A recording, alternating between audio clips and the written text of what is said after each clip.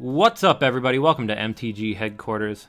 I'm Alex. You might remember me from the EDH Dick Moves video, which a lot of you guys liked. A lot of you guys like EDH content. So we're trying to bring you some more of it. We're doing EDH deck techs right now. This is my EDH deck, Rakdos, Lord of Riots. Probably one of my favorite EDH videos. It's basically colorless, big stuff. If you like big creatures, just like turning them sideways and hitting it on people, this is a really fun deck to pick up. I've seen a lot of people run Rakdos. Not a lot of people have run him with like a colorless theme. I don't know why. It makes it super easy to cast things. Rakdos himself, I'll show you the card right there. He's a 4-drop, 2 black, 2 red for a 6/6 trampling flyer. You can't cast Rakdos unless you deal damage to an opponent that turn, and then creature spells cost 1 colorless less to cast for each 1 life your opponent's lost. That is really good in multiplayer game. I guess all Magic is multiplayer, but in games where you're playing against 3 people, and you can do deal 3 damage to each opponent, and then each creature costs 6 colorless less. So it kind of compounds really easily to some really crazy, really broken stuff. So I'm going to go through my deck with you just real quick, show you different things that I run. Maybe you guys want to pick them up as a commander, and you can try running Rakdos yourself. So here are my lands. I'm running 36 lands. I normally run 37. I go a little bit less because the creatures cost so much less when you have Rakdos out. So I'm running right here. I have 8 basic mountains. I like to keep some basics in each of my decks just in case somebody has Blood Moon. Nobody likes when you have Blood Moon in your playgroup, so don't do it. But I like to keep a few basics just in case. So I have 8 mountains and 9 swamps. Then we go through our basic dual color lands. Let me just get on camera here a little bit. So Temple of Malice, super good for the scry. I try to keep the tap lands down to a minimum, just because early mana is so important with this deck. Guildgate. Then you have a lot of people I haven't seen a lot of people running these Odyssey lands. They're basically like a filter, but it does 2 colors. Like you have to do red and black for 1 colorless. So I actually really like these. Dragon Skull Summit. Blood Crypt, obviously you have to run a shock land. I don't know anybody who runs multicolor who has shock lands who doesn't run them. So Blood Crypt, Bloodstained Mire for fetching. I have my 2. The only expeditions I actually have in this deck, Graven Cairns and Smoldering Marsh, that would be the Tango or Battleland, whatever you subscribe to, and the Filter Land, Red-Black Filter Land. Then you have your basic, can be run in any multicolor EDH deck, lands, Command Tower, Reflecting Pool. Thespian Stage should really be run in pretty much any deck. You can copy other people's lands, you can copy your own lands.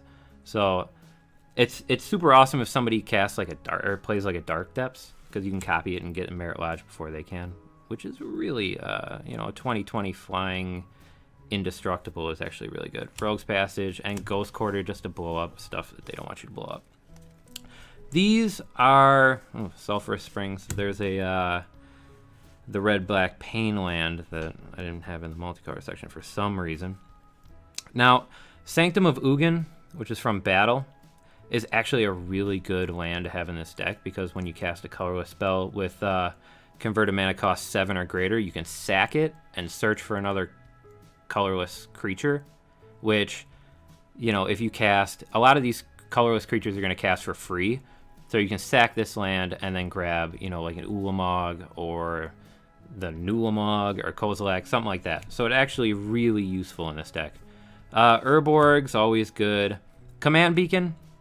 Rakdos is super cheap to cast right off the bat, but becomes more and more expensive as people, blow them up, and they will blow them up. So if you can sack a Command Beacon, get him back to your hand, keep his casting cost at 4, it's actually really useful. Reliquary Tower, everybody should have, and Temple of the False God, obviously for a couple extra colorless. Like I said, 36 land I run in this deck. Early lands you want colors right off the bat, because you have to deal damage. If you can get a creature out like turn 3, you're in really good shape. So I try to keep something with some color in my hand right around. You know, I don't want to mull 3, you know, like 2 swamps and a mountain. I would keep any, it doesn't matter what's in the rest of the hand, I would keep that. So now I have my colored spells. I try to, you know, I'm really heavy in black on colored spells. So I have like Vampiric Tutor and Reanimate. Both are really decent spells, 1-drops. Vampiric Tutor, obviously, pay 2 life, put it on the top of your library at instant speed. You can do that to grab lands if you're a little short.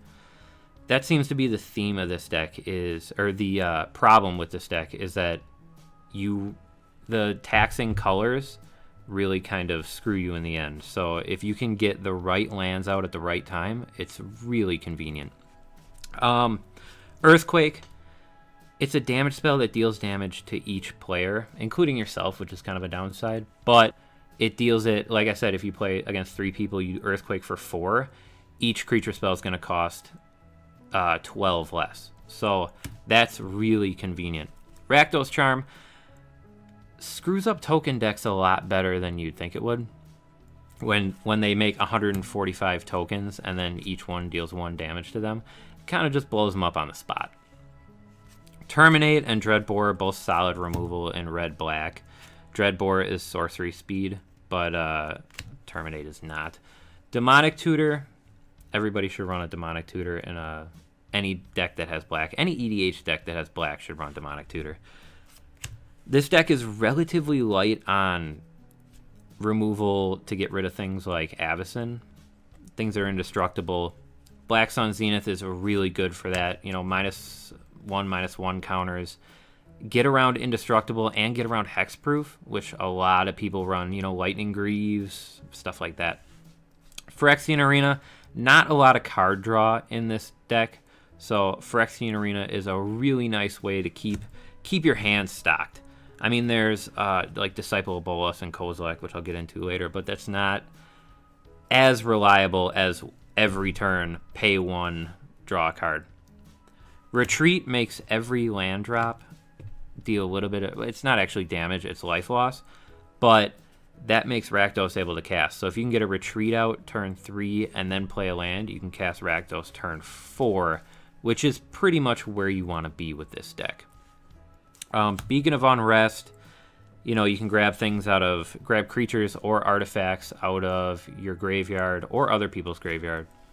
Palace Siege, probably one of the MVPs of this deck. I always play it on dragons. At the beginning of your upkeep, each opponent loses 2 life and you gain 2. Sorry, this one's foil. It's not picking up very well. But, so that means every colorless or every creature costs 6 less to cast at the beginning of your upkeep. It's really convenient and works well with Rakdos. Leyline of the Void just keeps people out of their graveyards. And that's something that in EDH you really have to be cognizant of. Wrecking Ball, some more removal. I like Wrecking Ball because it also hits lands. Grave Pact, people will try to remove most of your creatures. Rakdos puts a big target on your head, so Grave Pact kind of, you know, it makes people stall a little bit. Do I want to remove that endless one, that 13/13 endless one, when I have to sack something of mine? Fiery Confluence, this is one of the Commander 2015 cards. It's only printed this year so far. Really, really effective in this deck. There's not a lot of artifact removal in this particular build of this deck, but the fact that you can choose 3, you can do 2 damage to each opponent, that just makes Rakdos crazy, you know? Like I said, if you play 3 opponents, you deal 2 to each one 3 times. That's just, you can cast anything in your deck basically at that point. I really like the new Chandra, which, you know, is why I run it. It's the 2 3/1 elementals are nice, but really the thing that makes it important in this deck is the 0 discard your hand and draw that much. So if you have one of the original Eldrazi that just cycle your graveyard, you can discard it, draw that many +1, It lets you refill your hand really effectively, and you don't really lose that much when you discard. Even if you have no cards in your hand, you get a card out of it for 0. Whip of Erebos is just super effective at bringing stuff back. Plus, this is the only life gain other than Disciple of Bolas you have in this deck. And in Garruk's Wake, just good removal. A lot of people at my store run Planeswalkers and a lot of creatures that I would really rather not see. So something that'll blow up everybody else's stuff, but not mine. I mean, how can you go wrong with that? These are my colorless spells that I run in this deck. Sensei's Divining Top, Soul Ring, Lightning Greaves, Thought Vessel. This is all stuff that you can jam into pretty much... Sorry, I'm sliding off camera. All stuff you can jam in pretty much any EDH deck. Top just lets you smooth out your draws. Soul Ring is so efficient, it's ridiculous. Lightning Greaves give you hexproof, and Thought Vessel just having no maximum hand size. It doesn't come up all that often in this deck, but when it does, it's really convenient to have. Vidalcan Orrery, if you're playing a multiplayer game and somebody else does damage to somebody that's not you, you can cast Rakdos on that turn. It doesn't matter if it's your turn or not, and that is really, really efficient. And Gilded Lotus, 3 mana of any color to your pool. That's pretty self-explanatory right there. Then I have... Now, I'm trying to cut down the amount of creatures with color in my deck, just because colorless creatures are so easy to cast in this one. So as this deck goes on, this pile is going to get smaller and smaller, and the other one's going to get bigger and bigger.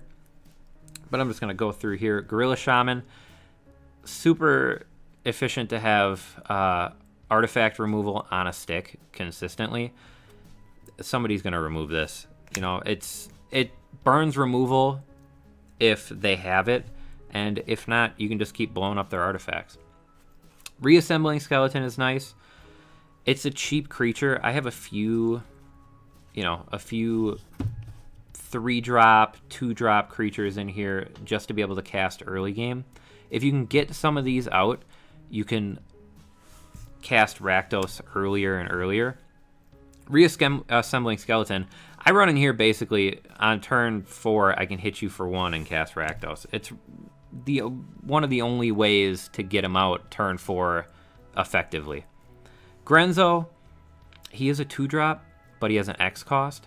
So if I Fiery Confluence you and everybody else and deal 2 to you, I can cast Grenzo for, 18. So he effectively comes out as a 20/20 that I can flip cards from the bottom of my graveyard or bottom of my library, put them into my graveyard, and then put them right on the field. Blood Artist. Blood Artist is one of the staples. Everybody who runs black should think about running Blood Artist.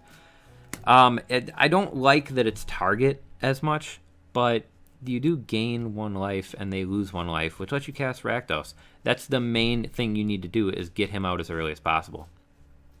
Plague Spitter.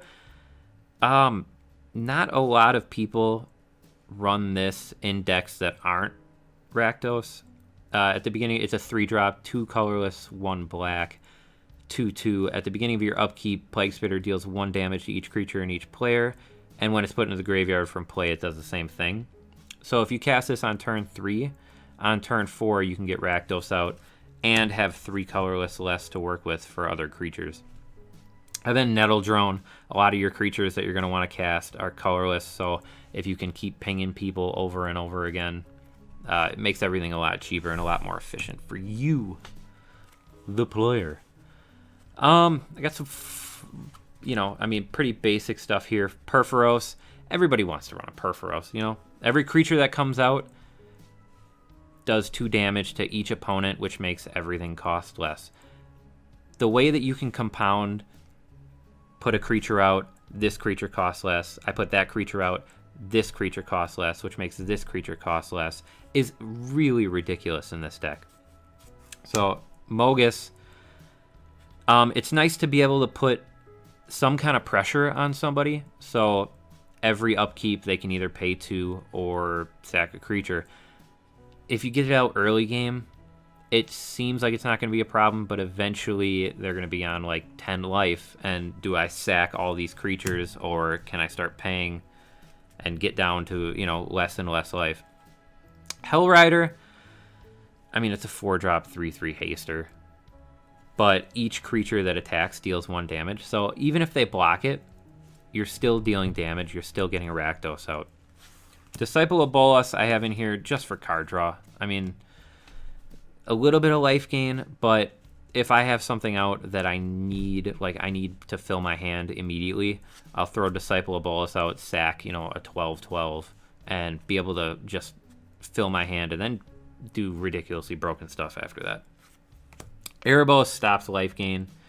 It's card draw. You have to pay life for it, which I'm not as excited about, whereas with Disciple, you gain life off of it. But it's still nice to be able to draw in those tight situations. Desecration Demon is nice. Early game 6/6 flyer. I mean, it doesn't get a lot better than that. People have to sack creatures to tap it down, and anyone can do it, which is kind of inconvenient. So token decks, it gets pretty much shut off for. But it's still really nice to have a 6/6 flyer on turn 4. Olivia Voldaren, I mean, great card. You ping, you can steal. It's a 3/3, only gets bigger. It should be run in any deck that runs red-black. Cryptghast, obviously. You just double your swamps. It works really well with Urborg. You know, every land is a swamp. Where is it? There we go. Every land's a swamp, and then you double your swamp. So every land will tap for an additional black, even if it doesn't tap for black. Like if I tap a mountain for red, it will also produce a black. So it's really nice. Then I got my 5-drops. Some of these cards, Urbrask. Anytime you can run a Praetor, you should, because they're ridiculously broken. You know, each creature you have having haste lets you cast things like Rakdos super easy. And then when you have a haste, you know, Blightsteel Colossus that comes out, it's something they're going to have to deal with, or they just die right there. Underworld Cerberus shuts off graveyards again. Skithrix. Infect. I don't normally like to play Infect, but Skithrix is just one of my favorite cards. You know, 2 black, 3 colorless. You can pay 1 black to give it haste, and it can regenerate for a 4/4 flying Infector. This is great. Ob Nixilis. I mean, I like Ob Nixilis, especially this one, because it's a landfall life loss card.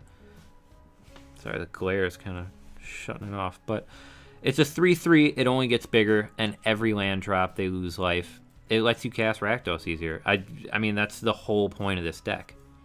Then we go into 6 and 7 drops. Ob Nixilis, this is the other one. M15 Ob Nixilis isn't all that great anywhere but here. The fact that opponents can't search libraries unless they pay 10 life, and you know, I mean, other creatures dying and it getting bigger and bigger is really a lot more relevant than you would think it is. Sheoldred, like I said, Praetors, ridiculously broken in EDH. You can get him out with Rakdos as a 2-drop, which, I mean, that's the greatest feeling in the world. And then Karavek the Merciless. This is such a dick card. Whenever an opponent casts a spell, it deals damage to target creature or player equal to that spell's converted mana cost. So even to remove it costs them some life. And that's what this whole deck is about. So that's all the colored creatures. Then we have Colorless. The cheapest colorless creature in this deck is Endless One, which is actually a 0-drop technically. But if I deal, you know, with, I can't stress it enough, with that Rakdos ability, if I deal 6 damage to you, I can free cast this as a 6/6. So it gets pretty insane when I deal, you know, 16 damage across the board and just slam this down, free 16/16. Conduit of Ruin, this is one of the newer cards from Battle for Zendikar. Super easy to cast in this deck. I mean, a 6-drop that requires no special colorless isn't that hard to get to, especially if you just attack with Rakdos and get through with him. That's free, basically. And then when you cast him, you can search for a 7-drop or greater, which is all of this, and put it on top of your library. So it makes it, you know, I mean, it's one of those things where you cast a creature or attack with a creature, and it just gets crazier and crazier as you go. Oblivion Sower, that's just great to grab lands from people, exile stuff off the top of their library, which I don't really like to do, but a little bit I do. A little bit I do. Wormcoil Engine, I mean, you can't say enough about this card. A lifelink Death Toucher that when it dies, you get a lifelinker and a Death Toucher. Just super awesome. Baneabolic Ged, it's like Annihilator, but in exile. They can't get it back without like Rift Sweeper or something, and that's really convenient. I like stuff like this. It's a 7/7. It's a 7-drop 7/5, which dies relatively easy in EDH, but super useful to get rid of some permanents. And even if they just have lands, you're getting rid of lands. Platinum Angel saves you in the toughest of games. You know, you can't lose, your opponents can't win. Platinum Empyrean, I love the fact that your life total can't change. The thing that sucks is it does shut down Erebos. You can't actually pay life to use Erebos, but you can still use your Pain Land because that's dealing damage to you. You're not paying life. But super awesome card, and it's an 8/8 for 8, which might be free. Ulamog's Crusher, I mean, attacks each turn, Annihilator 2. That works really well with some of that card right there, which I will get to later. But Ulamog's Crusher, just super awesome. Another 8/8 for 8, but with Annihilator. It does have to attack each turn, so if you're attacking into something you know it's going to die, it's kind of inconvenient. But Artisan of Kozilek, I mean, it's a little bit of recursion. It is only from your graveyard, which is not the best, but it does have Annihilator too, and it's a 10/9. If you get some of these big bodies out there, they're going to have to deal with it, or just die on the spot, which, you know, it's nice to put somebody in like a high pressure situation. Void Winnower, I don't know why more people don't talk about this card. It is one of my favorite cards. It can't cast spells with even converted mana costs, and you can't block with creatures with even converted mana costs. Can't block with tokens. Can't block with Avacyn. You can't cast a large number of board wipes. Wrath of God, Day of Judgment, Terminus, I believe, is like a 6-drop. So it shuts down a lot of stuff that would be able to get rid of it. And if you put, you know, I mean, you give it hexproof, it's just basically game. Desolation Twin, I mean, it's a 10-drop, 10/10, where you get another 10/10.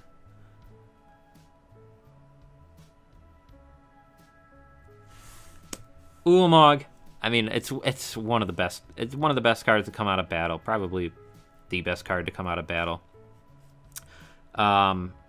Exiling 2 permanents on cast is really nice because you can cast it for free with Rakdos, which is awesome. And then the exile top 20 cards off your library is just ridiculous. It's a little broken, and I feel a little bad. But I'll still do it. I'll do it, and I'll love it. That's what we play. This is the only colorless creature, the new Kozilek, that I have in here that you can't free cast. Because it does have both of these symbols, you have to use something like Soul Ring or Temple of the False God or something that produces colorless to cast him. But it isn't a nice way to refill your hand and be able to counter stuff. There isn't as much variety in casting cost in this deck to make him super effective with the, you know, the countering stuff, but it does refill your hand, which is, it's just nice. If you cast him, if you can plan it out so you cast him last out of your hand, you just refill your hand, cast it all again. Darksteel Colossus, I mean, indestructible, trample, shuffles himself back in. 11 drop, 11/11. I mean, it's just super awesome to free cast any of these creatures that you just slam down and they're free is awesome. I like the original Ulamog Annihilator 4. Annihilator is such a broken mechanic, and the fact that you can get it out for free, it destroys a permanent, and it shuffles your graveyard back in is way more relevant in EDH than you would think, actually.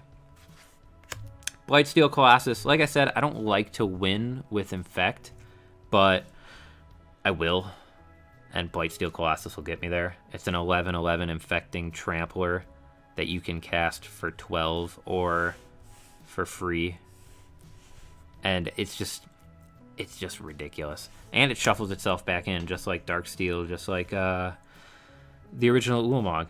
And then the last 2 cards are the most expensive in the deck. It that Betrays has Annihilator 2, and whenever an opponent sacks a creature, you get it. So it works really well with some of the Annihilator trigger cards, Grave Betrayal, or not Grave Betrayal, Grave Pact. I should put Grave Betrayal in here. It works super well with those because it doesn't have to sacrifice off of Annihilator. It can sack off, Grave Pact or something else, and you can just get them, which is really nice. I had somebody cast a Sidisi and sacrifice something, and I still got it. So it was... I mean, it becomes a little broken when you're playing against mono black decks, but super awesome card to have. And that is basically my Rakdos deck. Now, I know some other people do play Rakdos. I haven't seen a lot of the colorless method, and this deck becomes more colorless as time goes on, and I find good colorless stuff, to shove in there. But let me know what you guys think. We're going to be trying to do more EDH deck techs, slot some in, and bring you commanders that you want to see. So let us know what you want to see in the comments. And yeah, thanks everybody. Use all different kinds of content, so if you haven't yet, click on my face to subscribe.